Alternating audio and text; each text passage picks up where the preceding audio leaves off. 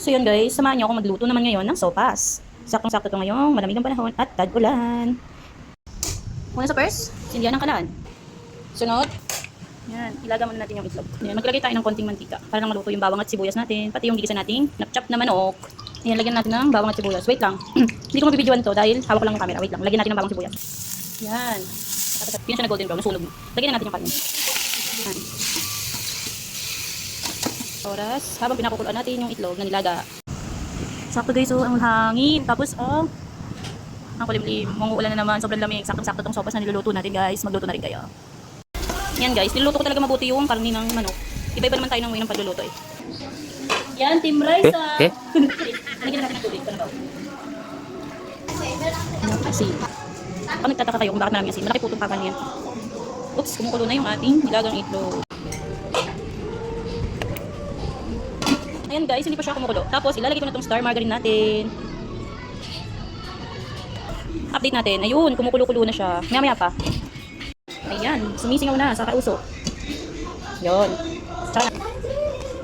Ayan, hindi ko din masyadong pinuno yung sinabaw natin dito sa kaldero kasi magdadagdag pa tayo ng gulay tsaka ng gatas din. So, umpisa na natin maglagay ng gatas. Ayun, iba yun ano. Yun. So, ito, nilagay natin dyan. Angel, iba. Dalawa. Tapos sinaluan ko ng ibang brand ng gatas. Masarap din naman tong cowbell. Affordable siya tapos masarap din. Tapos ito, Alaska Classic natin. Medyo maliit lang. Yan. Sabi nga nila, the more, the merrier. Charis. Yan guys. Yan guys, hindi na ako nagbo-voice over ha, para di kayo maumay sa boses ko. O, tapos antay ulit ng pakulo. Guys, isalin na pala natin itong sabaw ng sausage. Pandagdag lasa. Yan, antayin ulit natin itong kumulo. Yan. Ayan guys, kumukulo-kulo na siya guys. Ayan mga kumari ko eh. Malapit-lapit na rin ito maluto. Titimpla na lang natin siya muna bago natin lagay yung mga gulay. Lagyan natin ng pamintang pino. Since guys, marami itong sopas natin, isang seasoning, isang magic sarap ilalagay natin. Para mas kumasa siya. Marami yan guys, malaki itong kaldero natin kasi rola. Ayan, malaki yan. Tapos syempre maglalagay tayo ng konti nito. Okay na yun. Dahil kumukulo na yan, para maluto din yung sausage natin, lagay na natin. Tapos yun guys, halu-haluin lang natin ng kaunti. Para mag-mix yung mga panimplang inilagay natin.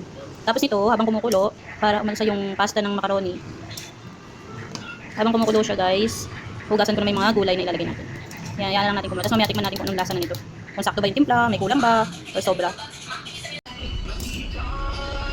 Sinantay ko lang guys maluto yung macaroni. Tapos pinatikim ko na rin yung sabaw nito kung sakto ba yung lasa. Sakto naman na daw. Tapos, pag pinatay ko na yung apoy nito, tsaka ko lang lalagay yung gulay para hindi masyadong lutong-luto. Antayin ko lang to maluto yung pasta, no? Malapit na rin matapos itong niluto kong sopas. Yan guys, maglalagay na tayo ng repolyo. Carrots natin.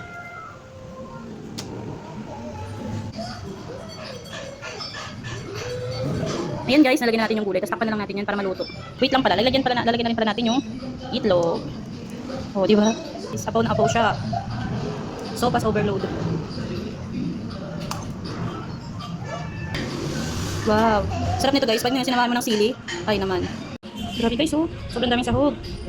Wow.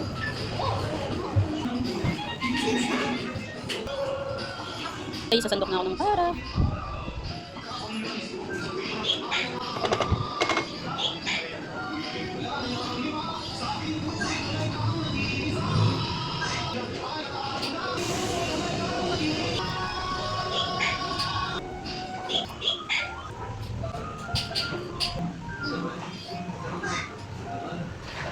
Sa kain na tayo ng masarap na sopas mga mari ko. Salamat sa panonood.